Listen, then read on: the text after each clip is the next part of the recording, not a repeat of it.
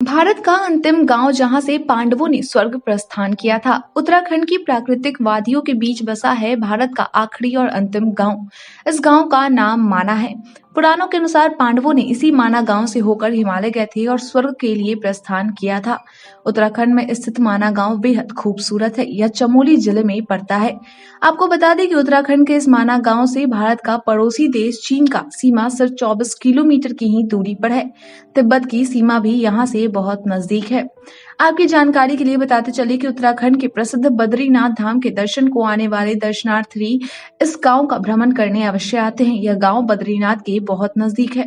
माना गांव इतना खूबसूरत है कि अगर आप एक बार भी इस गांव में पहुंच जाएंगे तो आप यह बार बार विचार करने लगेंगे कि आखिर इस गांव में लोग कैसे निवास करते हैं और इस गांव की खूबसूरती का राज क्या है। भारत चीन सीमा पर बसा यह माना गांव समुद्र तल से 3219 मीटर की ऊंचाई पर स्थित है।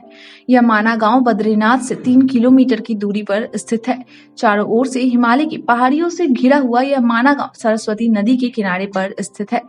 इस गांव से हिमालय की चोटियां बर्फ से ढकी हुई इतनी चमकीली दिखती है कि मन मोहित हो जाता है। इस गांव में आपको चारों तरफ काफी साफ सुथरा वातावरण देखने को मिलेगा। इस माना गांव के पास पर्यटक सरस्वती और अलकनंदा नदी के संगम को देखने के लिए आते हैं। माना गांव का पौराणिक नाम मणिभद्र है।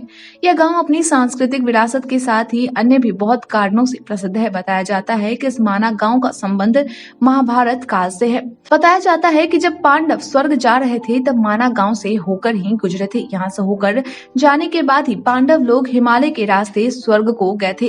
कहते हैं कि पांडवों के साथ इस यात्रा में एक कुत्ता भी था। सभी पांडव अपने शरीर सहित स्वर्ग जाना चाहते थे, लेकिन पांडवों में से सिर्फ युधिष्ठिर ही सशरीर स्वर्ग जा सके थे। बताया जाता है कि युधिष्ठिर के साथ जो कुत्ता था वो असल में स्वयं यमराज ही थे।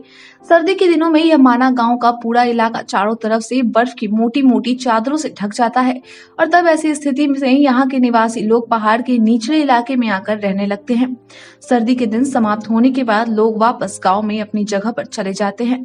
स्कंद पुराण के केदारखंड में मणिभद्रपुर नाम से माना गांव का उल्लेख हुआ है। इस पुराण में यह कथा है कि देवताओं के खजांची कुबेर के अति प्रिय सेवक मणिभद्र यक्ष के नाम पर इस गांव का नाम मणिभद्रपुर पड़ा, जिसे कालांतर में माना कहा जाने लगा।